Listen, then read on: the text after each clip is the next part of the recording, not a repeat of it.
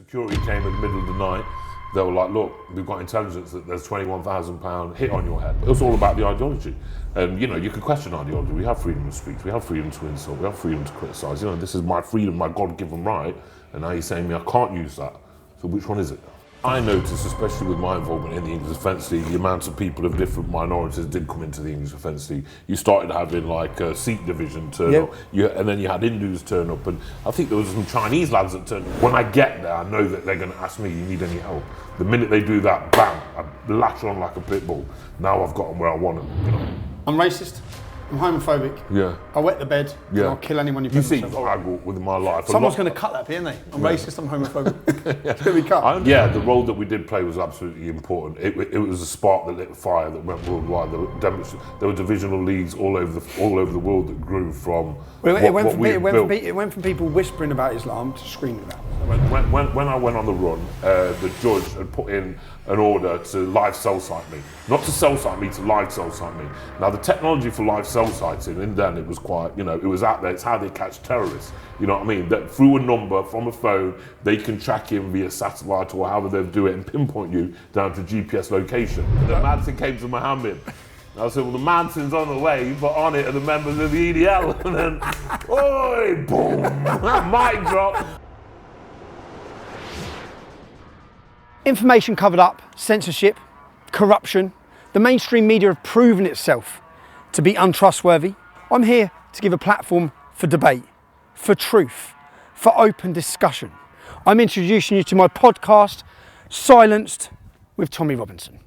Who exactly is Tommy Robinson, or Stephen Yaxley-Lane? With the English Defence League, the EDL. Robinson had a long, black sheet of conviction. The problem is with Islamic The English far-right Islamophobic activists. Since then, there's been organised protests across the country in London, Manchester, Leeds. People in their thousands are marching for Robinson's release. There is no such thing in this country as a Muslim. Free Tommy Robinson! A once prominent member of the English Defence League, Guramit Singh, or Amit to his friends, has certainly lived an interesting life. Amit was part of the English Defence League leadership and spoke on many occasions at prominent demonstrations. Certainly not a face or a voice the media would often show. He certainly did not fit the mould or the narrative of the so-called far-right white English racists. A friend to me and a proud Englishman, Amit is a self-confessed businessman with a substantial portfolio in property. From his upbringing in Nottingham, being on the run and a long prison sentence, this has certainly shaped him in his beliefs around religion, faith and nationality. A strong family man, he has certainly lived an interesting life to get to where he is now. I'm happy to be able to discuss this with him today on my podcast. I introduce to you Menacing Singh from the EDL. Welcome to our latest episode of Silenced with Tommy Robinson. Thank you for having me. It's been a while. Before we start, I do want to say I've got to congratulate you, because in the space of a few months, you've gone from doing podcasts with Derek the Dickhead Diablo to Guramit bloody Singh. A round of applause for Tommy, everyone, you know what I mean? Good on you, lad. I always knew you had it in you. I've made it. Mum, I've made it. The purpose of these podcasts is to meet interesting and colourful characters, and Mr. Singh. And then you chose me as well. You certainly fit into that. Where should we start with this? It's been a while, hasn't it? We go back a fair while now. We were partners in crime. Damn right, yeah, 100% from the very start, really. Menacing Singh from the EDL, the English Defence League. That was your name. My name's Tommy Robinson. Yeah. You were Menacing Singh. That's what the son named me. It's not a name I'd probably choose for myself, because it's something that your family are going to look at when they pick up the Evening Post or the Sun or something, you know what I mean? But yeah, I suppose I do wear that title with a bit of pride, you know what I mean? I'll give it that. All my EDL t-shirts have got Menacing Singh on the back, so yeah, I'll still remember it. You're the only person that still calls it that. Yeah. Usually when you say a word like that, you think of some bloke running down the street with a big bloody sword in his hand or something, but you know, little old Amit from Nottingham, I'll take it as it comes. So who is Amit from Nottingham? Let's start before the English Defence League. Before we become friends, before we met. Yeah. Who's Amit from Nottingham? just a normal lad, grew up in Nottingham, you know what I mean? Both parents are Sikh Punjabi, dad was born here, mum was born in India, parents come over, grandparents came over in the earlies, the first wave of immigrants, the Sikhs into this country. As you know, the Sikh people, we've got tight bloodlines to Great Britain, it goes back years to days of Maharaja Dalip Singh, so the profound mutual respect between both cultures are always there, you know what I mean? Unlike other South Asian religions, as we very well know of, you know what I mean? So yeah, I grew up Nottingham, nice, decent family, you know what I mean? You can't knock them. Maybe I didn't turn out as pretty and proper as they wanted me to, but that's just the way things are, you know what I mean? But I think you was before, because you were successful when we started the English Defence League. Yeah, you know what? Back in the day, my first business was a rave business. I used to organise UK garage raves. There was ups, there was downs. You can't control that sort of environment, you know what I mean? So then I got into a bit of property with one of my uncles, do a bit of development. Same with that, ups and downs. And then I had a pub. That was the same, ups and downs. You know what I mean? It's just life for you. You know what I mean? But you learn from it. You learn from your failures, and I think that's why I'm sitting here with you in a villa in the middle of Spain. You know what I mean? Right now. So yeah, we've learned along the way. You know what I mean? But that's how everything is in life. But yeah, it's not too bad. You know what I mean? Did all right at school. Could have done better. Same as everything. Kind of a similar story to yours. Yeah. You're like the white Menacing Singh. Oh, mate. So what brought you to the English Defence League? Explain your side of the story. You know what brought me to the English Defence League? There was my mate. I'm not going to mention names of my acquaintances and stuff on here because they probably won't like that. But there was a geezer that I knew in Nottingham. He was a pawnbroker, and he had a partner that was a Pakistani Muslim. And I was in his shop one time, and then he started Googling EDL. Never heard of it. And then at that time, EDL was kind of small. You know what I mean? It wasn't what it was. It wasn't the force that where we were properly involved together. It wasn't at that level. And then when he was reading it out to me, I thought, this all makes perfect fucking sense. I thought, because, you know, there's always been grievances. You know, people may want to try and brush it under the carpet or say what they want to do, or try and make peace and build bridges, but there's always been grievances between the Sikh community and the Pakistani community. That goes back from the birth of Sikhism, because they've terrorised our people for that long. And even in this country, you know, it's been happening for years. So I'm fully aware of all these grievances and the issues that militant Muslims and Islam as a whole does cause on environments and communities all around the world.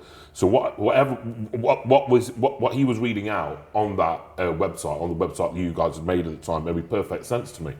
Now, when I started, it was a time I was never into social media or anything. So then I started going onto Facebook, linking up with some people, and it was Gary from Hayes that actually got me to you. And then when we sat down and started talking, next minute, you know, you've got a bunch of us running the whole thing. I mean, I was organising the demos for the EDL, wasn't I? You know what I mean? You was the leader. You was one of the leaders. Yeah. Well, a few of us got together and we smashed it together and we really blew it out of the park. And I think with me being, I mean, I think this is completely racist when Muslims look at me and call me a token, because just because I'm a man of colour or religion, why can't I be a part of something that's against such a militant threat against our people, the people of this country?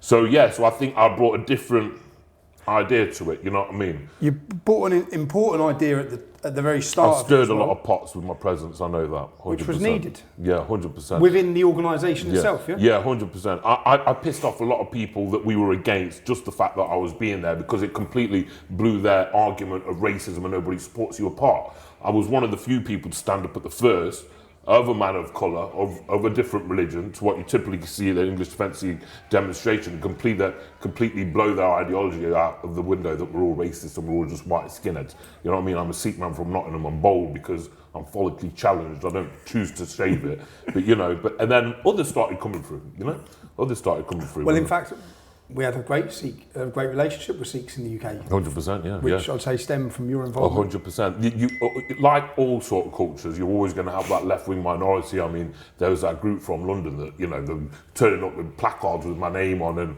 sending letters out to Gurdwaras and stuff. But within the Sikh community, 100%, there's majority of support was for the English Defence League. I can admit that, you know what I mean?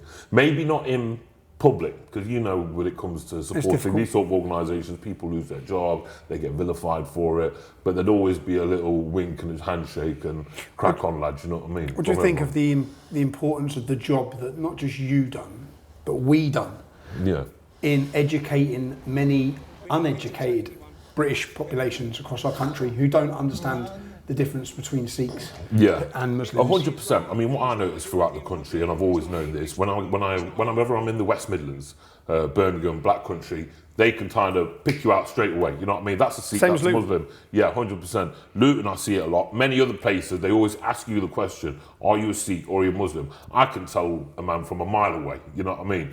But, you know, but that is educating people, 100%. But I think the main education, what we did, was explaining the true message of Islam to the people and making people realise completely what they're against and the fact that you are allowed to speak up against it. Before the English Defence League, nobody ever publicly criticised Islam or some of the militant Muslims. So they were too scared for that they'd get vilified by government, councils, their job or anything. English Defence League was one of them points where we literally lit a fire and it went worldwide. And then you could have individuals standing on stages calling Muhammad precisely what he was. You know? Well, just so we can get to there, yeah? Because I had never stood in the streets and defamed Muhammad, okay? Yeah. And so I'm leading the English Defence League, and I didn't want to. I was thinking, nah, they're going to kill you for that. And you gave a speech. Do you remember the speech? There was a speech in Peterborough. I thought it was an important time. You know what? It was one of them times in my life where it's something, like I said, throughout your life you make mistakes and you learn. And I do, sometimes, I was under so much pressure. There was Muslims trying to attack my house. You know, there was Muslims ringing up my family saying they're going to rape them. You know, I was getting crazy death threats left, right and centre. There's no help in that house apart from me and my Rottweiler and a few friends that I've got around us. And then, you know, and then that demonstration come. It was a Peterborough demonstration that we organised. And obviously, you know, the truth about Islam is the truth of the facts that we've actually acknowledged the people about. One of them was the fact that the Prophet Muhammad was a paedophile. You know, he was a rapist. You know, that's the truth about it. And I thought it was time that somebody stood on the stage and somebody said it publicly. Yeah, that went down well. yeah. And on the top of the mountain, Muhammad. That was that was another one, because obviously the scripture says that the mountain came to Muhammad. And I said, well, the mountain's on the way, but on it are the members of the EDL. And then, oi, boom, mic drop, out of it. Cambridgeshire Police, come on, you're coming with us. The Cambridgeshire Police did give for that? Cambridgeshire Police came round to my house a couple of days later. For that speech? They arrested me. Yeah, they arrested me. Took me to, Cambridgeshire Police drove up. Cambridgeshire Police came up. They arrested me at the house. I was living up in Gedlin. They nicked me. They nicked all the laptops and stuff like that were in the house. None of the laptops were actually mine. There was one laptop that was mine, that was at my mum's house. There was a DJ in that house prior, the night before, from the pub. We used to have sessions at the pub, and the DJ at the pub, I used to slip in 50 quid and say, come back to my house, set up your DJ equipment here, and all the geezers and all the birds would turn up from the house. We'd just have a rave, you know what I mean? So everyone used to bugger off home at about 3, 4 in the morning. You know what it's like, you know what I mean? Everyone used to bugger off home 3, 4 in the morning. And then he left his laptop there, so they took his laptop. I said, don't take his bloody laptop, that's a DJ, needs that to go to work with. But literally, they sat me down in Nottinghamshire Police Station, Bridewell, and they asked me questions, why did I say it? And my answer was simply the same. It's in their scripture. I said, if you give me the scripture, give me the Quran, I'll show you right now. It's within the Hadith. What was the allegation, anyway? The allegation, I can't remember the charge. They didn't charge me for anything, but they arrested me to inquire about a crime that may have been committed. But obviously, after that, where did you get your information from? Was it from Islamic scripture? And then I answered their questions, and then I didn't have no solicitor or anything like that. I just didn't see the point. I was in and out. They let me go. I never heard of them again. People may call me a racist or this, that, and the other because of my involvement with English Defence League, especially at such a high level, at the highest level you can be. But at the end of the day, I've never committed no crime when I was in the EDL. No charge was given to me. I never served no time. So if I am, and it was nothing to do with race either. No, it wasn't. No. At all. It's all about the ideology. And, you know, you can question ideology. We have freedom of speech. We have freedom to insult. We have freedom to criticise. You know, this is my freedom, my God-given right. And now you're saying me, I can't use that. So which one is it? You know what I mean? But they're not actually, this is what they're doing. The police are intimidating by arrests. 100%. Yeah, but they're not got no crime. And the thing about it is, especially like with you, you're similar to me. Well, you're way beyond me. Like people like Donald Trump, we're relentless. If you tell us no, we're going to still keep coming. If you hit us and put us down, we're still going to keep coming. We are relentless, you know what I mean? Yeah. And sometimes it takes these individuals to make things actually happen, and that's why we're in the position we are in this life today. Do you remember some of the link-ups we had with Sikhs? Do you remember the school that was coming under attack in Essex? Yes, I do remember. Yeah, that was back in the day. I can't remember the story proper time. What actually happened there again? It was some young white council estate kids in the council estate were attacking this summer school. where the Sikh children were going. Yeah. Calling them terrorists. Yeah, I remember that back in the day. Yeah, I wasn't too much involved in that, was I? But when there was, I think you that, linked us up with the Sikh. Yeah, there was. I always put you in contact with the local organisations. When there was that thing in Luton about one of the guilds or something like that, and you run me up and you're like, "What, do I need to wear a turban or something?" I said, "No, a bandana will do, mate." Yeah, just cover your I should have sent you one instead. You know what I mean? Sort of thing you do to me. You know what I mean? Yeah. This was because Sikhs were coming under attack by some kids. Local kids from the estate, and we formed a relationship with the Sikhs where they were all chanting EDL, the kids were. Yeah, 100%. So then we've gone down on a Friday night onto the council estate. I've gone walking over, all the kids are at the shops. I said, you know, if you come on our estate when we were 15, 16, you're getting beaten up. Yeah, damn right, yeah. So I said, we might walk over and get filled in by a load of kids now. But we walked over, I see all the kids, and they're like, I said, obviously, they knew who I was. They're all going on about the English Defence League. I said, what's going on with the school? Yeah. They're terrorists. And then we're educated. I said, do you have any idea the difference? I know precisely. Complete polar opposite as well. It's insanity. There's no similarities at all. We sat and had this conversation with all these apart from maybe the colour of the skin, there's no similarities at all. You know what I mean? And when we had this conversation with all the kids and explained to them, explained to them history, explained to them the Sikhs, the relationship we had in the World War. The Anglo-Sikh history it runs so deep. It's so close. The comments from Winston Churchill about forever showing gratitude, forever respecting the turban. Yeah. If they're prepared to die wearing it in battle for us, then we'll be prepared to respect it, 100%. Which is why Sikhs don't have to wear motorbike helmets. All these different things that there's a history to. And then we took all the kids, which is a nice story because we took all the kids to the school to meet all the Sikhs, who then they met them in a level of respect. And that's us educating, but that's the BBC's job. It should be their job to educate on the amazing things of Sikh community. I noticed, especially with my involvement in the English Defence League, the amount of people of different minorities did come into the English Defence League. You started having like a Sikh division turn up, and then you had Hindus turn up, and I think there was some Chinese lads that turned up one time. There was one geezer, Philip Chin, I'm trying to get hold of. He used to do some graphics for me and stuff. You know what I mean? Really good guy from Stoke-on-Trent. He was at that fun demonstration that we had back in the day. Hanley, that was a good one, that, I enjoyed that one. And Blackburn. Well, Blackburn, Blackburn was chaos. Yeah, true, 100%. I mean, even within the English Defence League, it wasn't just a case of me getting attacked at our sort of level. I mean, to tell you the truth, I never really liked to see myself as a leader or a person of authority like that. I just am what I am. I'm just doing what I'm doing. I'm not trying to put my foot on somebody else's throat. But I always saw that our sort of level, we were always attacked by certain individuals within the English Defence League. And obviously they may call you one name, and they may call me another name, and that may come across as racist or whatever. Yeah. But there was an element who disliked you, yeah? Well, 100%, yeah. And there was an element that wanted rid of you. Oh, 100%, and that would have been a far-right element. Yeah, 100%. And they are the element that we got rid of. Yeah, we got rid of them. 100%. They created the North East infidels, they created the North West infidels. I know, we were labelled as far-right extremists. I know, 100%. Whereas in reality, we were battling these far-right extremists. 100%. I think that was the only major problem of the English Defence League was the implosion of it, with the people within it wanting to cause destruction. It's the first time I've ever been part of an organisation where you're having to deal with so many individuals, so many egos, so many, I want to do this. I mean, when I used to organise the demonstrations, I used to go to the cities, but I'd always get the divisional leaders involved to make, to keep everything together. Sometimes it was impossible for me to do that because I've got coppers and stuff and gold silver commanders ringing me up to turn up, and it's all last minute and stuff. But I always try to keep everyone together. But even still, when you do that, there's still, I would have done it this way, I would have done it that way. And there was always an attempt, which I'd say was a government agency's attempt. It was, to break the North, the South, the Midlands. 100%. Always trying to break the organisation. It's been. And we were always trying to keep it together. I mean, it's been proven, hasn't it, that there was organisations under government watch that were brought in to try and disrupt it as much as they've done. What were they called again?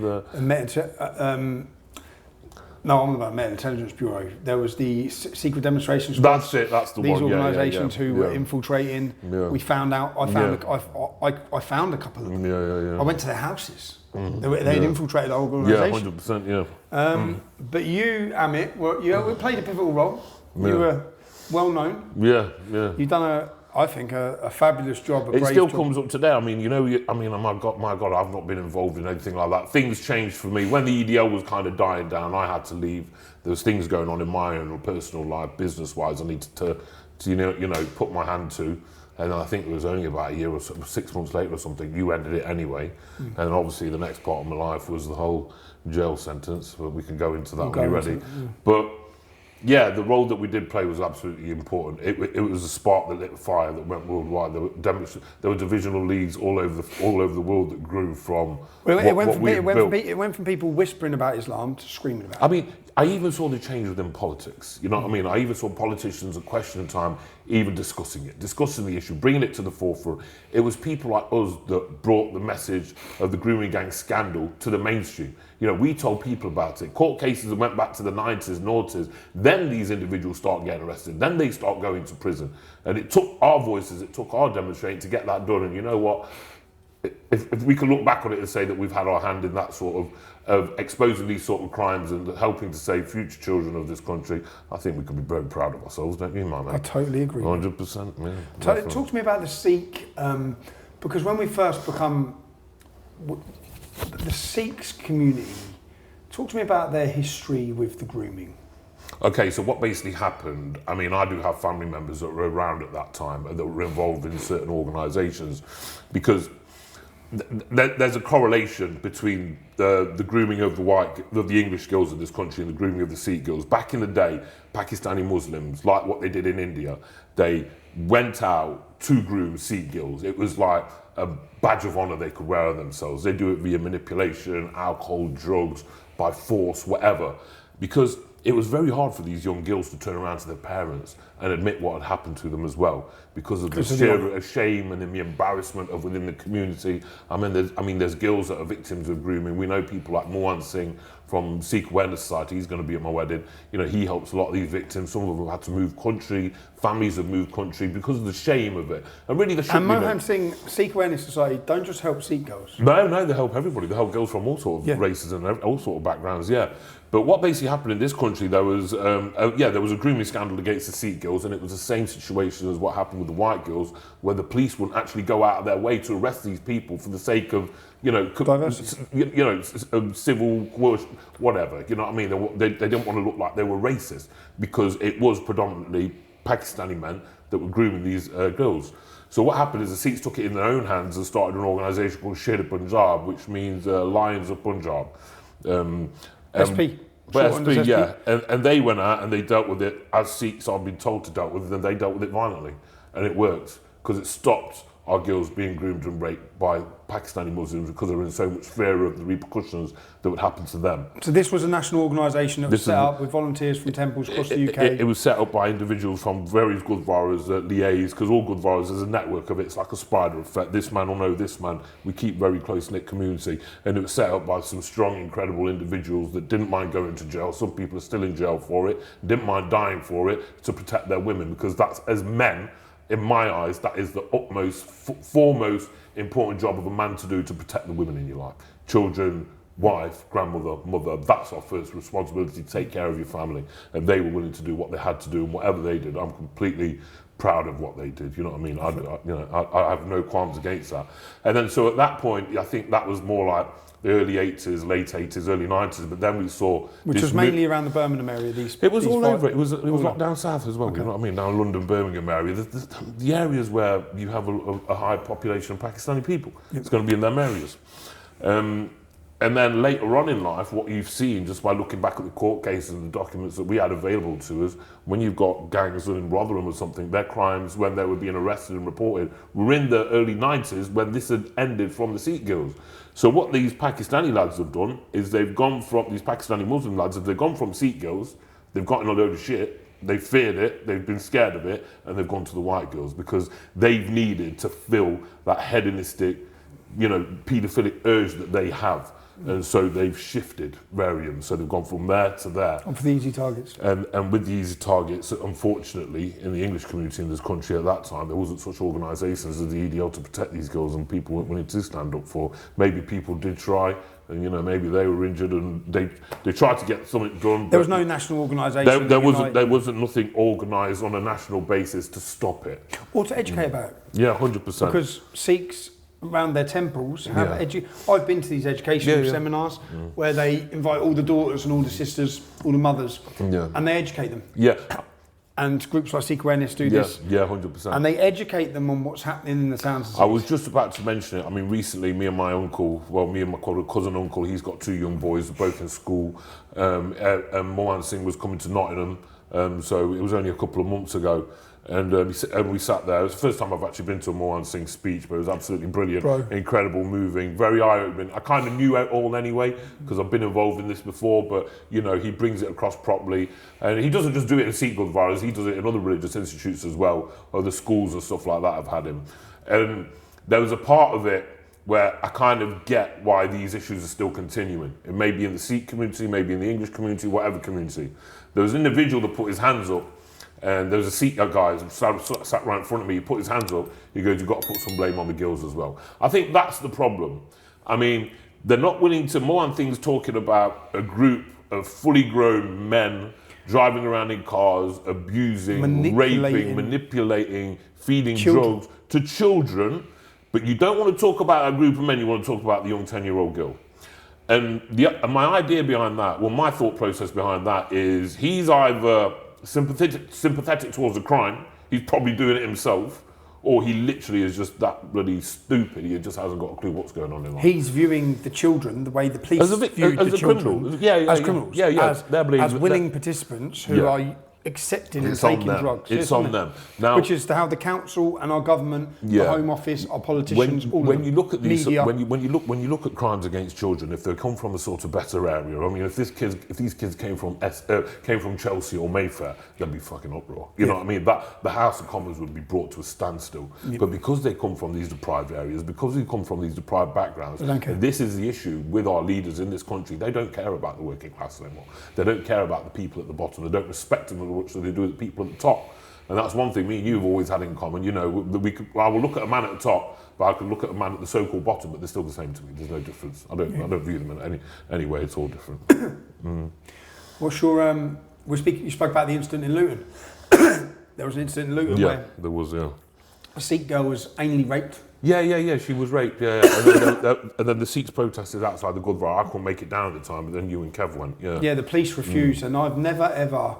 I went into the Gurdwara, it was the first time, we'd been contacted and asked to come down. I went in, and the speech given was the hairs on the back of my neck stood up. And it was about protecting and honour and of their daughters. 100%. One of their daughters had been anally raped. The police are refusing action. The police haven't made arrests. We need to bring the town to a standstill. And it was about then telling the police, and then the community left. We left with them, and they blocked. The women sat down. All the Sikh women blocked the roads. And the worrying thing for the police is Berry Park is here, so the Muslim community is here.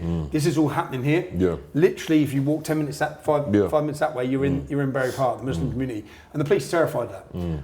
And only after this, just like in the Leicester situation, only after this were those men prosecuted for raping her. 100%. Before these protests, nothing. Nothing at all. Police weren't even arrested. They had all the evidence, they had all the charges in place, they just slept on the carpet. It's like it all disappeared. They had years and years of documentation of these grooming gangs throughout the country. They were sat on it, still didn't charge it. All for the sake of community cohesion and all the rest of it. Don't want to seem racist. It's only when they feared. It's only because 200 men. I remember seeing there was hundreds of Birmingham Sikhs that were all masked up. They mobilised themselves. They'd come quite down well. hundreds. I mean hundreds of them. Yeah, and that's what the English Defence League were like. We could mobilise thousands, and we could get mobbed up and come down. And sometimes, at these sort of times, when your government and your own policing authority are not helping, you're going to have to jump in yourself. And that was the whole point of us. You know what I mean?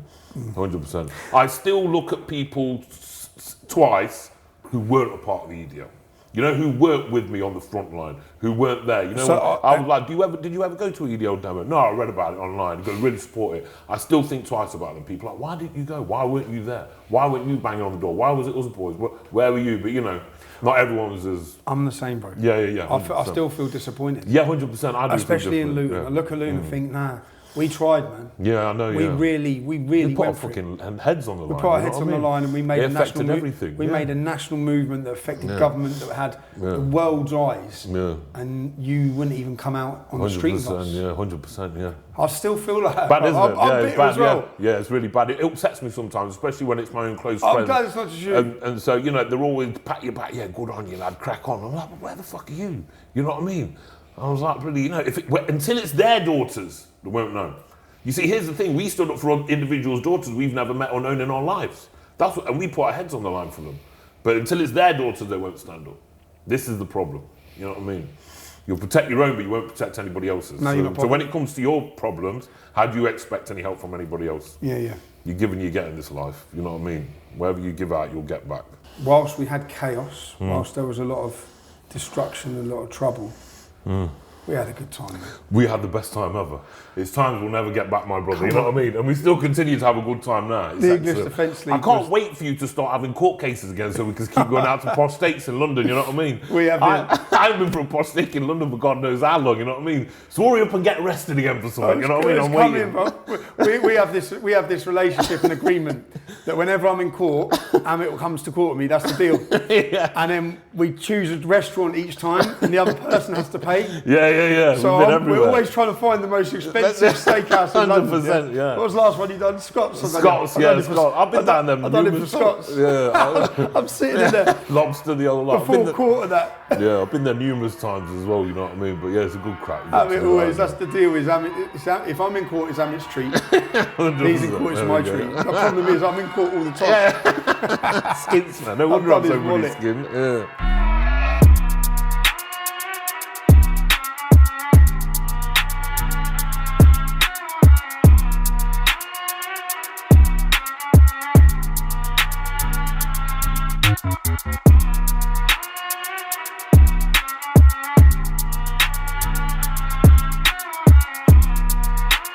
Let's talk about a time your life took a different direction because you ended up in court. Yeah, I ended up in court. I mean, the charges were out there of attempted robbery, extortion, demanding money with menaces, this, that, and the other. Some stuck, others didn't. I don't really want to go too much into it. You know what I mean? But it is what it is. They put these charges on my head. I have a completely different opinion of what actually happened.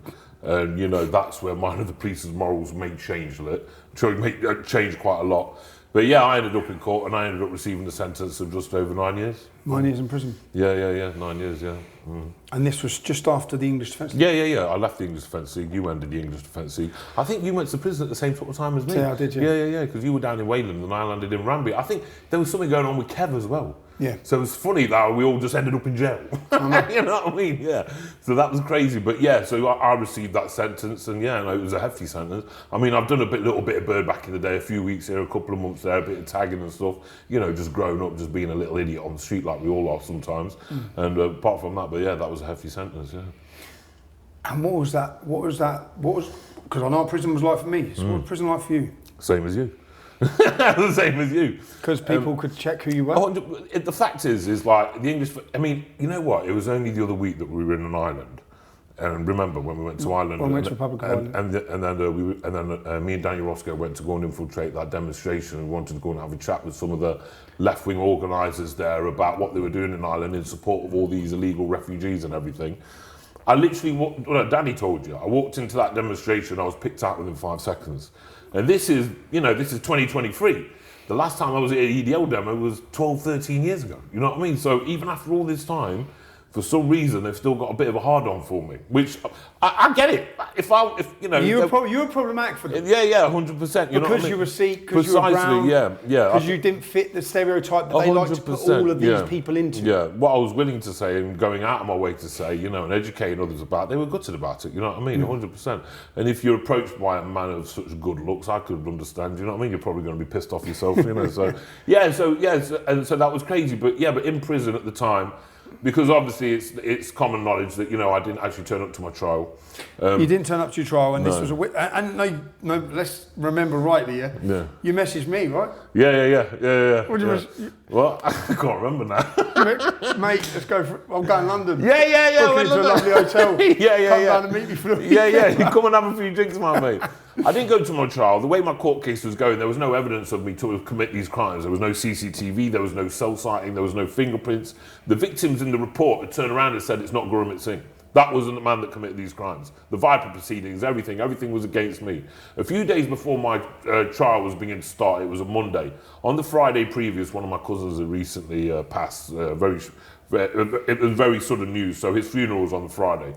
I get a phone call from my lawyers, which I'm not going to mention who their names are, they're absolute fucking pricks. But I got a phone call from the lawyers saying they found some new evidence on you. There's duct tape, your fingerprints are on duct tape. I was like, what are you talking about? They said they found your fingerprints on the sticky side of duct tape. I was like, number one, there was no duct tape there, all right? I didn't see any duct tape. There wasn't any duct tape. So I don't understand how my fingerprints have gone onto a foreign item that wasn't even at the place in the first place. And then I'm saying to my lawyers, well, if you've got this newfound evidence, well, why aren't you researching it a little bit? Why aren't you digging into it? Do my fingerprints exist? He goes, no, just turn up on Monday, we're going to go guilty. So you fucking what? He goes, look, it's all going pots up. It's going tits up, you go in jail. That was the response from my lawyers. And so I decided... Could your fingerprints have been on this? Impossible. Listen, when I'm wrong, and I tell you I'm fucking wrong. But when I'm right, I'm bloody right. You know, if it looks like a duck and it quacks like a duck, I call it a duck. But I'm telling you, it's impossible. It's 100% impossible. It's impossible. Which is why you then... So basically over the weekend I was up in the air about it. I was currently on bail anyway. I was on tag, had so many restrictions on me. They took my passport. I had to put money down to get released and everything. I put a surety down. They don't take the money, but you just prove that you've got it. I had to live at my parents' house. Bloody hell, that was probably the worst part of it. You know what I mean? After all these years, you move out, you live in your freedom life, and then you got to go back to living next door to your grandma and your mum and dad. It's like, fucking hell. Maybe jail would have been better. You know what I mean? But yeah, they put all these restrictions on me, and then on the morning of the Monday, I did actually.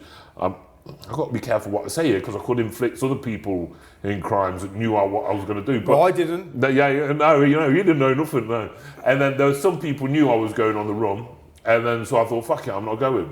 And my solicitor won me from the court case because, where are you? I said, I'm not turning up. I said, I've asked you to do all this. There's something untowards here. Let me read this. I said, I don't know what's going on, but I don't trust what's happening to me. This is weird. It didn't... Look, if I've done something wrong, I'll turn up to court like I have done every single time in my whole life. Am I right that they spent £50,000 getting yours? There's a high cost. I mean, what my solicitor told me is when I went on the run, the judge had put in an order to live cell site me. Not to cell site me, to live cell site me.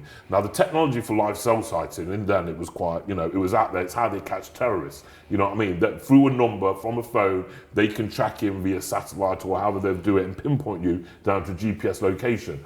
Now, this is not the sort of technology or the advances police made to arrest a person that's on a run for these charges. That's impossible. Yeah. This technology is used for people of like terrorism.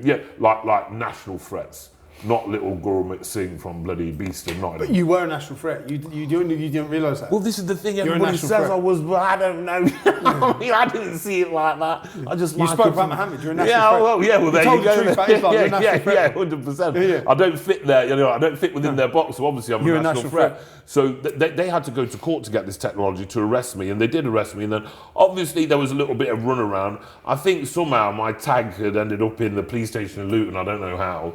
And then they were looking for me in Luton. But my name was in the press then, and I was in London. and then they're looking for me in London, but I was in Cornwall. EDL co-founder checked into London attractions on Facebook whilst on the run. And here's the thing about it, right? You know that picture there with the cigar and the Dom Perignon and everything, you were the original Andrew Tate. That was when I was on the run. That was months beforehand. Okay. I was at a hotel in Nottingham on the piss with my mates. I used to drink Dom Perignon weekly. You know what I mean? That was my drink. And so cigars. You're the original Tate. Yeah, the original. That bloke copied his shit off me. You know what I mean? That's nothing. I've been doing that shit for a long time.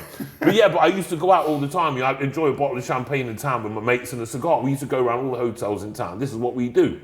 And that picture's from way before, but they said, I'm in London now, taking these pictures, sending them to the police, winding them up. I ain't saying shit to them. Yes, I was like going, I'm in Cornwall, so I checked in at the Big Eye.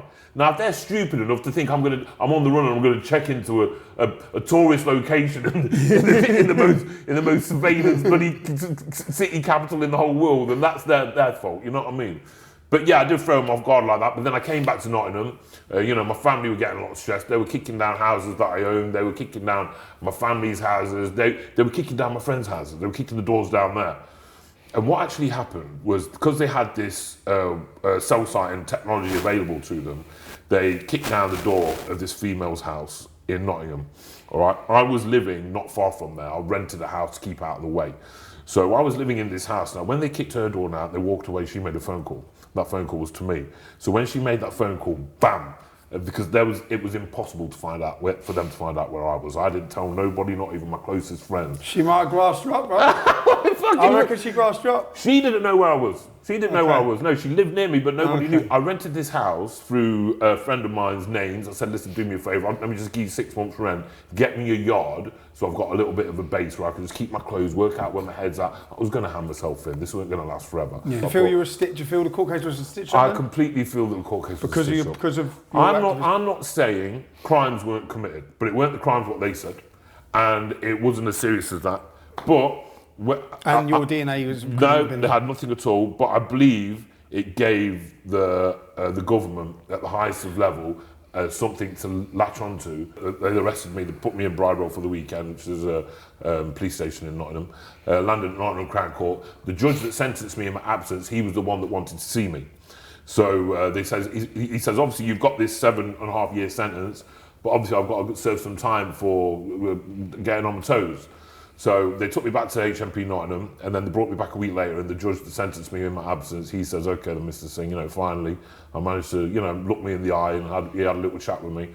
And there was a shorty on the table. He says, I think you've gone through a lot. I think he even understood sort of where my mind was at. You know, when you're on the run, that's not a good time, you know. No, every day and night, your head, it is the most horrible experience in the whole bloody world. I feel like I've been on the run for 10 years. No wonder some of the most famous criminals in this world like that, Ronnie Biggs, when he went to Brazil, he even came back. And I think he had a little bit of sympathy empathy towards me. And so I did put a surety down myself to get bail in the first place, quite a large figure. And he said to me, you know, you've been sentenced 7.5 years. I'm going to give you another 2 years for going on the wrong, so the sentence lands at 9.5 years. But he goes, when it comes to your surety, I'm going to bring you back to court, we'll discuss it, I'll make that go away. I wasn't in the mood, I just wanted to sleep. I just wanted to go to my cell, get sentenced, start my prison life and just sleep. So I said, I'm not coming back, just take the surety. My family were there with my checkbook, I cut him a check, I was out of there, done. And so yeah, then my sentence started. I landed in Nottingham. I'm one of them geezers, if you put me, I think, you know, you're the same as well, if you put me in these sort of circumstances, I can make the best of it that I can make of it. And so when I landed in Nottingham, quickly got myself a good job on the wing, quickly got a single pad. I landed with not a penny in my pocket. I quickly filled. Do you know how to get a single pad every time? Pardon? No, I didn't have to. Yeah, but do you know how to? When I landed into Nottingham, they padded me up with a Muslim. I was in double pad. As soon as you get to jail, I'm racist. I'm homophobic. Yeah. I wet the bed. Yeah. And I'll kill anyone you put in my cell. All right, okay, so I understand what you're saying, all right? I'll kill anyone. I understand what you're saying. They put me in my cell and they open up. I was in Winchester, I'm laying in my cell, and they open up the door with another prisoner. I said, I'll fucking kill him. I'll kill him. I understand. And then you shut the door. I understand. Leave me alone. I understand what you're saying. I'm not laying. I can't sleep if I'm in a cell with someone else. 100%. Because they'll do me. I understand what you're saying, and in the circles that I grew up with in my life, someone's going to cut that bit, isn't they? I'm racist. I'm homophobic. It's going to be cut. I understand what you're saying, and I grew up in circles where a lot of men have been to jail, a lot of men are that side of the law. You know what I mean? I still associate with these circles. I just don't delve into that business anymore. But the thing was with me, Tommy, when I got that sentence, and even though I was on the run, I was confident if you give me if you can get me in front of the right people, I can get myself to Cat D. Now, when I've got 4.5, nearly 5 years to serve, so you could do 2 years in Cat D, I thought I can get back to my mum and my grandma and my brother quickly. Because my brother was just starting university, he needed my help. I've always been the man of our house. My dad's never really worked too much. We've always had grievances growing up. Mum still works in a factory. It's always been me, and it's a lot better now that, like, financially, emotionally supports the household. Always have done, always will. They've always supported me whenever I've needed it, all the time. You know what I mean? But I've always had that role to play. So when I was going to jail, I thought, okay, I'm going to prison. That's a fact. I'm on the sweat box. I've got a geezer behind me who's fucking shitting up his bloody cell door on the sweatbox. Got another geezer shouting, Guramit Singh, you racist cunt. You know what I mean? Then I've got this English lad saying, oh, go on, lad, you know what I mean? I'm like, fuck you know, go on, just get me there. Here we go. But I always had in my head, because it's the first time I've ever done a big bird, I'm having to do years and high security and then category D thoughts. I thought to myself, I need to get home. I've got to get home because I've got a family to take care of. Luckily, before I went to prison, I put things in place so they won't go without. That was sorted. But that was always in my head, so I didn't want to make them move. So basically, my idea was get in that jail, do what I usually do in life, get around the right people that can get me ahead, and then once I've done that, let's see if I can bag this category out of them. And it's kind of what I did. Yeah. You know what I mean? So when I landed in Nottingham, I got a good job, wing barber. I've never cut anybody's hair in my head. There was this geezer, you know, from Long Eaton, Robbo, who's like a fucking bare knuckle fighter. I'll give him an haircut, I fucked it right up. I shit myself. So you go back to the he goes, that ain't fucking right. I fucking locked my door and sat myself all night by myself thinking, oh shit. The next day he come down and said, Robbo, I'm sorry. He goes, just fucking shave it all off now. And I said, all right then, mate. And so after that, they give me the wing barber job so I could get a single cell. The screws told me what to do. But then what I used to do is I used to pay other people to cut people's hair. I just got the wages and I got the single cell. Okay. So I always had to play it. In Nottingham it was sound. There was a couple of threats and stuff coming, but I'm a Nottingham lad and every single wing in Nottingham is my people. It's my people that I grew up with, you know what I mean? And they're the ones when you're in a prison to really worry about. And so I was sound in Nottingham. Then I went to Ramby, I was there for a while, induction orderly, reception orderly. You know, I put myself in front of the right places. Oh, good jobs. Yeah, 100%. I never asked them for nothing. You know, when I get somewhere, when I'm trying to get somewhere, I don't ask anybody for anything. But when I get there, I know that they're going to ask me, you need any help? The minute they do that, bam, I latch on like a pit bull. Now I've got them where I want them. You know what I mean? And that's how I got the position in Ramby. But in Ramby, things changed, had a bit of an argument with the governor, called her a peasant. And then she moved me out to Stockton. Why'd you call her a peasant? Because she's a fucking peasant. I said, you're the OMU governor. You're the OMU fucking governor. I'm asking you about my Cat D. I've got lawyers on the outside. This was your way of getting the Cat D that you know how to get. It was one of the things that came out of my mouth by accident. Sometimes you say stupid shit, you know what I mean? You know, but you can't judge a person just over one stupid comment. But it's like I completely got ignored by her. It was like she was doing it on purpose. And then we had this conversation and bam, that come out. Then the screws come and said, you go to Stockton. I said, fuck it now. Because I knew Stockton was majority Pakistani Muslim jail. You know what I mean? And Ramby, North Nottinghamshire, the most violent jail I've ever seen in this whole country, Ramby. But I still had it in the palm of my hand. I was sound. Everybody on the wing were my people. So on every single wing, so I was sound. I had the run of the jail. I turn around to screws, open that door, I'm going for a walk. I'd go for a fucking walk. If one of my mates wanted to come out in the evening when they lock off, me and my mate would go out, play a bit of chess, you know what I mean? Chill out, have a smoke, and job done, get back in the cells. I had it like that, you know what I mean? And then I went to Stockton, and that's where it really kicked off. Landed in Stockton with a good mate of mine from Bestwood, John Boy. And yeah, we were on the induction wing, it was sound. 2 days later, they put us on K-wing. I said, when I landed in Stockton, I did the same thing in Nottingham, I did the same thing in Ramby. You do understand my profile, you know what I'm about. I know I'm going to have issues here. So they knew about it in Nottingham, they knew about it in Ramby, and they did accommodate that. I know they did that. You know, there was, because I was politicking with governors and, you know, custody, the CMs, free stripes and the two stripes, you know, I'm dealing with these sort of screws while I'm working there. So they came, approached me and they told me that they knew about me, that there was security issues and this, that and the other, so they're aware. But in Stockton, all the other prisons I went to had a duty of care to me and they fulfilled it. Stockton didn't. They just threw me in the lines then. When they moved me from induction to K-wing, I walked on, there's like 25 Muslims there praying. And they literally threw me in, shut the gate, I turned around, he just grinned and fucked off. And I got all these Muslims in front of me. I thought, here we fucking go. So me and John Boy went into our cell. Did you tell them about Mohammed on the mountain? Nah, I thought this is probably the time. I'm not going to say it. You know what I mean? I reckon if I had you with me, I would have said, fuck it. If I'm going down, then both go down. But I thought in Bedford. Yeah. But then John Boy, because some of our boys were on that wing as well. That wing was like pure Pakistani lads. A lot of black lads converted and stuff, local lads. But it was just pure Pakistani lads. And then some white lads converted, a Polish lad converted. I said, when the fuck did you lot come along? I said, I've heard about it. I said, not you lot. I mean, I'm not being funny. When I was in Stockton, there was a traveller there. And he says, I'm converting to Islam. Me, I said, why? Because they have an easy life. It's true, when you're in prison, if you convert to Islam, you have an easy life because that's the greatest gang. If you're a paedophile and a rapist, the people that are going to be immediately attacked by the majority of the inmates on the wings, you convert to Islam, you're protected. Well, up north, that don't really work, but down south it does. Because when I was in Wayland, that worked for a few individuals I saw. But when they threw me on K-Wing, John Boy went out to exercise to go and get the rest of the lads, because these lads were on it. I went to go and get my dinner. There's this black dude from Leicester. I know his name because I did actually bump into him a couple of years ago. That's a story off camera I can tell you, hilarious. And then, and then he was just like, I know who you are, you know, you're getting it. It was like, yeah, all right. The screws right there, listening. There's a camera outside every single cell. That's where they train block screws, HMP Stockton in Rutland. And then I went back to the cell, shut my door. I thought, this is coming, this is. John Boy's still out on exercise, getting the rest of the lads, Froggy and all them lot that we know from Nottingham. And then, bam, the knock came. When that knock came, what am I going to do, hide in myself? Where your door come? Yeah. So I opened the door, 10 of them come straight in. There was a couple of them at the back. When they saw my face, they said, no, we're not having it with him. And the rest of them just fucking jumped on me. Now, at the end of the day, if me and you have got a couple of our lads and we jump on someone, I know the sort of damage me and you are going to cause. But 8, 9 lads on me, and I've got a black eye, a little knife mark to the back of my head and a couple of stamps on my back, it weren't too bad, you know what I mean? A bit of a bust lip. I swelled up quite a lot. And the thing is, so there's cameras outside the cell? Outside every single cell. And this is association, so the screws are at the cell looking in, watching the cameras on association. They just leave it. 100% left them to it. 10 lads ain't going into the... They know who I am, you know what I mean? They know who I am. They knew it was coming. They knew, when they said to me, you're moving to K-Wing, I said, God, do you know who I am? Do you think the peasant might have something to do with it? Well, one of them fucking peasants had something to do with it. It may have been one of the peasants in the House of Commons, you know what I mean? But one of them bastard peasants had something to do with it. But then, when that happened, then obviously, you know, they locked everybody up. But when the screw come round, I was like, look, I'm not just going to leave myself in this situation. John Boy's there with me. He goes, listen, I'm with you. Let's just go out and start fucking doing the cons. But I'm like, John Boy, I know what's going to happen now. I'm going to get shipped to another jail. Then you're going to be by yourself. You keep yourself out of it. You still got to do your bird as well, you know what I mean?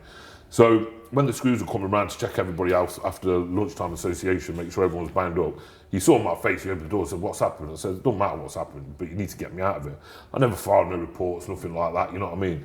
They put me in front of a governor, asked me what happened. I was like, I'm not saying anything, but you've got fucking cameras everywhere. If I've got to answer your questions for you, precisely. They did end up arresting these lads, you know what I mean? But because I didn't make any statements or anything, the lads just walked from it. But you've got a camera outside every fucking cell. So, you know, if I did that to someone, I know what would happen to me. I'd be on that block, I'd be in a B-cat, I'd be fucked. Your DNA would be on 100%, yeah, I'd be fucked. I'd be all over the news, and then I've got to deal with a load more bloody militants in a higher grade jail. You know what I mean? I know what would happen to me. Then that happened, then they moved me back to the induction wing, then they gave me a cleaning job because I couldn't leave the wing. Every time I left the wing, they jumped on me. You know what I mean? I went to healthcare, I couldn't have visits, I couldn't go to religious studies, I couldn't go to C class, I couldn't go to education. You know, there was one time that they had me, I was a mentor in the Equalities and Diversity class at Stockham, and there was a Muslim lad that went for the English teacher, picked up a chair, I took the chair out of his hand, put it down, not one single other man stood up to protect this teacher. The only reason I stood up to protect her because she was a female, old lady. So I don't do that bullshit, took it down, he ran out, all the screws arrested him. That's where kind of the hatred came up, that Guramit Singh's down education kicking off of our lot. Not kicking off, just protecting a woman. It's a fucking bird, for fuck's sakes, you know what I mean? It's in my DNA, this is what I do, screw or no screw. She was a teacher in education. That's how that happened in K-Wing. So when I got to K-Wing, my name was a buzz. And then that happened at K-Wing, you know what I mean? But they already knew I was there, you know, rumours were in the prison system. It takes 2 seconds. Yeah, and then people Google you. Yeah, in prison, I said to one governor once in Wayland, I said, in prison, you give the Muslims this their Islamic newspaper. So they've got a newspaper that comes every week. And you know in that newspaper, it's full of people that have committed crimes against Muslims or Islam. So let's say a geezer beats up a Muslim, Pakistani lad. They put it in that newspaper. That lad will go to the jail. They all know, and they cut out the fucking pictures and they leave it in the cells, and they're waiting for these people to come into the prison. You know what I mean? It's like their information sort of thing. It's their intelligence of what they need to do. And I think, and through their imams, they do that anyway. Yeah. Because it was impossible when I landed in one jail for them not to have known. It's the imam. The imam must have rang and said he's coming. They knew the day before I was coming. Because the other lad said, mate, they were talking about you coming yesterday. They knew you were coming. Yeah. Everyone knew you were coming. Yeah, 100%. So how the fuck they know I'm coming? I didn't know I was coming. Yeah. So on K-Wing, after that, they moved me back to the induction wing. I was chilled out there for a little bit. I was actually all right there. People coming and going. There were Muslims that I dealt with. There were some Iranians there that weren't allowed to go to the but they ain't Jummah. had a chance to get their numbers and their little 100%. They were showing off on the wing. Oh, we caught him. But I did turn around to one of the Muslims there. He was like well respected in the community. I was like, you guys give me a black eye. Look what I did to your religion over the years. And he fucking fuming. He was fuming. I said, I've set you lot back years, mate. You know what I mean? A black eye ain't gonna be, you know what I mean? We're not on the same level. We're different individuals. You may have your clout here in this little shitty wing, but when we hit the streets and we're back in mainland UK, you're nothing to me. You are a peasant. And then but then from there, it got worse for me because the screws, they weren't interested. They did nothing to try and help me. A couple of the screws on the wings said, look, keep on the wing, don't go off the wing. You know, I was just about to visit my family. My family didn't visit me in Nottingham. My family didn't visit me in Ranby. So for a year, my family didn't visit me because I didn't feel it was right, my mother and my little brother turning up to a prison state. So they visited me once in Ranby. And then they were about to visit me in Stockholm, but that attack happened the day before, so I made out I was just going to another prison, so don't bother coming. Didn't want them seeing me with a black eye, so it would have upset my mother too much. And then, so I didn't see him for 6-7 months, and then I went to Wayland. So it's kind of like that. Well, I mean, you went Wayland. It's kind of like they took me out of the cooking pot and took me in the frying pan.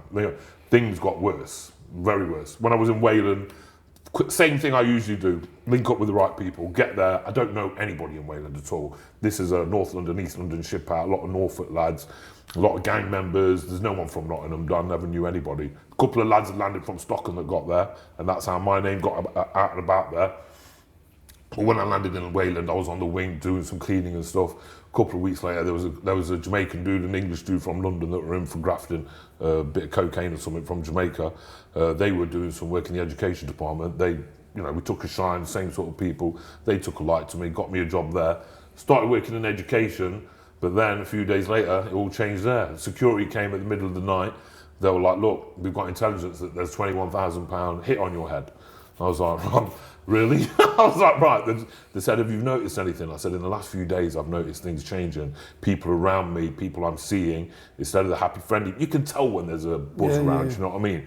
And so it wasn't just a straight attack, there he is, let's jump on him. There was something definitely more sinister happening, going on there. Boiling water. 100%. They were planning something different.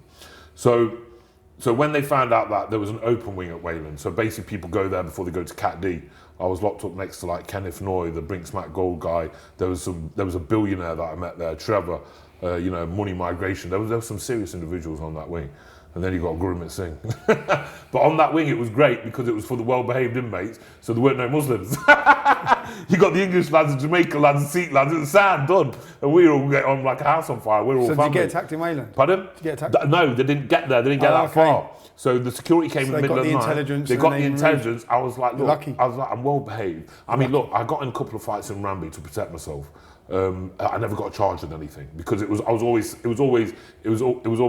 self-protection. You know what I mean? I was always protecting myself, so I never got charged. So my record was clean while I was in jail. I never grafted on the wing. I don't need money. You know what I mean? I never had to do anything like that. I had my shit together, and I was working towards it. Cat D, weren't no screw boy. I'm just working the system. You know what I mean? And then so in Wayland, she says, look, we're going to put you on the open wing. The minute she told me that, I thought, Amit, you've been waiting fucking 3.5 years for this. So they put me on the open wing.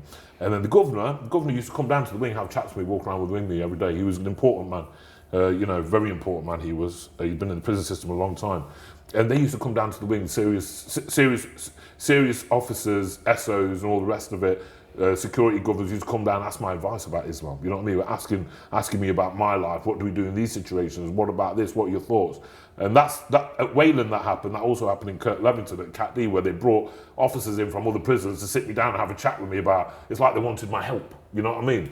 So that because they don't know what to do with Islam in jail. They ain't got a fucking clue what they're doing, you know what I mean? And the information that they need, the government aren't giving them, and so they're asking a little dickhead like me in jail. You know what I mean? I'm a prisoner and you're coming to me for advice. Because there is no one that can just sit and tell them the truth. Yeah. Because they wouldn't have a job. Yeah, 100%. They're all tight. Yeah. And you've seen what's Islam like in jail. It's out of control. Terrible. Yeah, it's the biggest scam. In Wayland, I used to go to the Sikh chaplaincy. And then after the Sikh chaplaincy, the Jamaican chaplaincy there. So I used to go chill with the Rastafarians, the Rastafarian chaplaincy. So I used to chill with them. And he broke it down to me perfect. He goes, Amit, when it comes to jail, all these lads want to be part of the biggest gang. And in jail, the biggest gang is Islam. So that's the biggest gang. But Sikhism, you know because it couldn't be used as a gang. No, Neither could 100%. Hinduism. No, 100%. But they're proud to be gangs, you know what I mean? They want to be a gang. They are a gang. The way they've run their religion for 15, 1600 years, it is a gang. It's nothing more, nothing less. I think gang's too much of a good word to put on it. You know what I mean? But when they put me onto that Cat D wing, I thought, I'm just about there now. And it was that threat that pushed it over that edge, because I don't think because I got on my toes I would have got to my Cat D. It wasn't looking likely from everything from Ramby and Stockton. I thought, I'm never getting there. Okay. And so this actually, I thought, I know it's bad, but I'm one of them geezers. You know, you can put me in, you put me right in the deep end of it, but I will try and work a way out of it. I don't look at every single failure as a complete failure. There's always opportunity in the bottom of the bucket shit somewhere if you look hard enough, if you're willing to dig through it. So when I saw that, I thought, right, they put me on the open wing. This is where lads go to Cat D. I couldn't leave that wing because the Muslims were waiting for me outside every day. So they knew they couldn't keep me in that prison. So then they were like, it was a case of going to Cat D. I got OMU officer, the governor came down, he goes, I'm giving you a Cat D. He goes, there's no reason why you can't have a Cat D. I thought, fucking get in, my mate, get in, my mate. You want a drink, right, my mate? I'll sort you out a couple of and then he sorted me Cat D. But here was the thing. So when it came to Cat D, so I'm from Nottingham. So the Cat Ds in our area was HMP Sudbury, then you've got HMP North Sea Camp near Skegness. I'm not going to be going to HMP North Sea Camp because that's mainly full with majority of sex offenders. So that ain't happening. So they were planning on sending me to Sudbury. Now, I know the issues I had in prison were quite physical and were very dangerous, you know what I mean? But in Sudbury, it'll be a different ball game. I knew what was coming. They were just going to put my name on a piece of paper, my name would be in that box every day. I knew what was coming. And so I preempted this. So I said to the governor, I was like, don't send me there, because my name's going to be in that box every day, and eventually you're going to have to throw me out until you find out I'm not doing nothing wrong to bring me back. Then you're going to put me back in that system. I know precisely how it works because I've learned from other inmates as well. This is the first time I've done a big bird, but I picked it up and I learned very quickly what it was like. So then there was a geezer on the wing who worked in the OMU department. He was an OMU orderly, and the Trevor, the billionaire geezer, he was in contact with him, and then, you know, I slipped this geezer a few ounces of burn. I said, help me out a bit. Let's get me somewhere safe. And he's like, where? And this Trevor dude, he knew the jail system inside and out.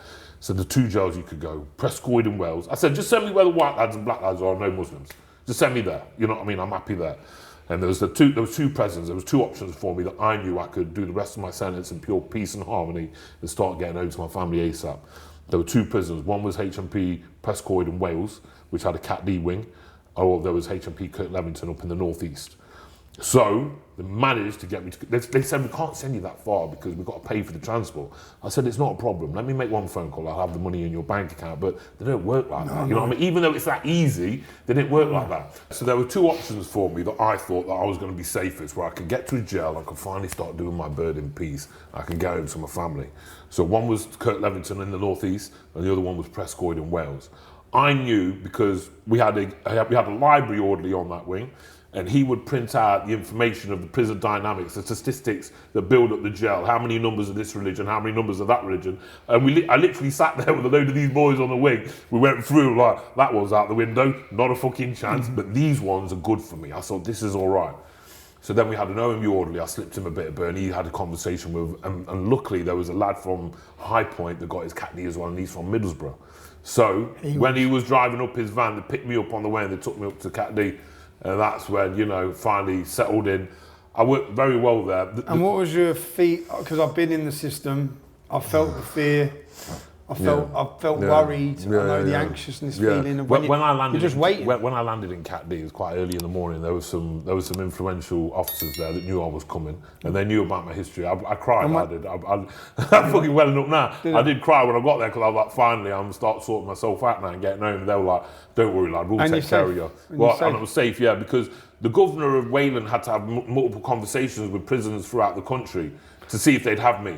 Yeah, and a lot of them didn't. And I think the number one governor at Kirk Levington says no, but then the security governor says, he was like an ex-Royal Marine, says, yeah, bring him here, we'll take care of him.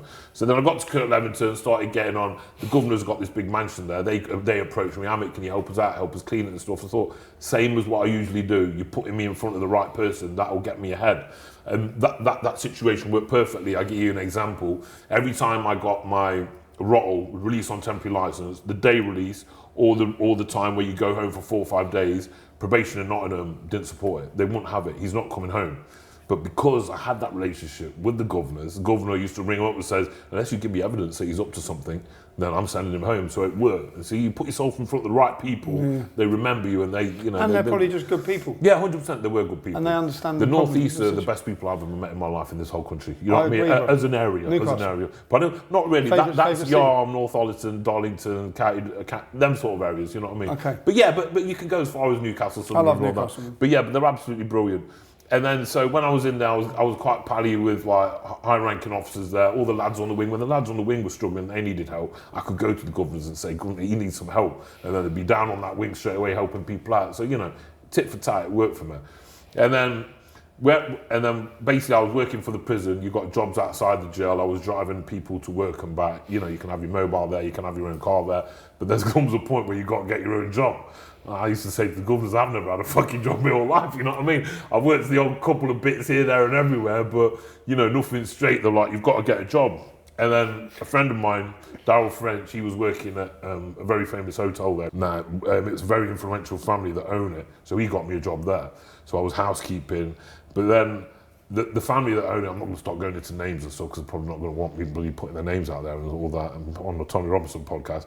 But the family that owned it, the daughter of the owner, she took a bit of a shine to me. The girls in the housekeeping department, they took a bit of a shine to me. Used to get on with them really well. And when I came home and I told my dad who I was working for, he was like, bloody hell, do you know that family? I did a bit of Googling, a bit of research. And, you know, from there, a business idea came. You know, I used to talk to a few people there, and I started walking the streets of Middlesbrough, Stockton-on-Tees, looking in estate agents' windows, seeing houses for like £20,000-25,000. I was like, bloody hell. When I go home, I got a little bit put away. And so when I did finally leave Cat D after a year and a half, I started investing in the houses. I mean, I haven't got a lot, but it's getting there. We're still building, you know what I mean? Like I said, I'm a relentless man, so I will get to where I want to be. But that all came from... You say you haven't a lot, you've got quite a portfolio of properties now. And that came from being in the North East, being at the right place at the right time, because if it wasn't for that, what else would I be up to right now? I don't even know where I'd be. I could be in a jail on a bigger sentence somewhere. Yeah. I've got a feeling I would be, to be honest with you. My uncle said to me when I get home, he goes, there's two things you can be proud of. So what's that? He goes, number one, you're not a grass. Number two, you're just broken in for the big bird now. So fuck off, I'm not coming back now. But yeah, because you put me in front of that family and you put me in that environment and you put me in front of these amazing ladies that I used to look at like my mothers. So then when I left jail, I walked into it and we're still building, but here we go, you know what I mean? And to tell you the truth, I think I fucking deserve it. You know what I mean, 100%. So yeah, it's going well, mate, it's going well. The family live a better life, I live a better life. And now I'm getting married in September. I'm getting married. You know what I mean? Everything. New house on the way. How many people going to your wedding? New car, fact about 400. 400? Yeah. What? Remember you as well. Make sure you're back around for that as well. I'm coming, bro. Yeah. But it's going to be a great time. It's a really good wedding. I mean, I've been waiting all my life for this. I mean, recently... You're very happy with your partner. You seem very, very You know happy. what? I've dealt with so much dog shit in my life. It's nice to deal with someone so incredible so much, you know what I mean? She's brilliant. I couldn't have written a better script. I mean, you've met, you spoke to Priya. She's out there. My missus is Cockney, so people know what Cockneys are like. Yeah, you've met Priya, you spoke to her. I love her to death, you know what I mean? She's my heart, she's my soul. Sometimes I may not come across it, but she really is. And now we've got the wedding coming. It's all booked. It's all there. We're going to have a good party, and then hopefully the rest is history now, but you know. So you're in a positive place now, mate? Yeah, there's a lot going on. Can I get you involved again? No, you know what, Tommy? From where, you know Shall what? We go for round two? I'm game as fuck. You know what I mean? I'm as game as a Yankee cop. From where we come from, what we've done, and how much I've had to watch for back, and what I've gone for, I am always prepared. You know what I mean? I say to my missus when we're at home, make sure that door's locked. You know, make sure them curtains are open. Make sure you like that. I'm always ready and prepared. And if I've ever got to hit the streets again, I will hit the streets again. And this time, you're dealing with a whole different Guramit Singh. Menacing Singh round 2. Coming soon. We'll see how it goes. English Defence League reunion. We'll see how it goes, my mate. We'll see how it goes. Yeah, we'll see how it goes. But I'm always up for it. Carry on watching for more interesting guests. I'll talk to anyone. I'll debate anyone. I'll hear anyone's story. If you want to help me along that way, it's not free. I need your support. If you can support my family, that gives me my peace of mind. It means I can continue to do the work I do. You can do so at www.supporttommy.com. I appreciate every bit of support as do my children. Gives me the ability to fly them out here to see me so I can stay in constant contact with them. I'm deplatformed and I'm censored, so I need you. I need you to share this content. Make sure you stay tuned for upcoming weekly guests, interesting guests, exciting guests. I'm Tom Robson, and this has been my podcast, Silenced.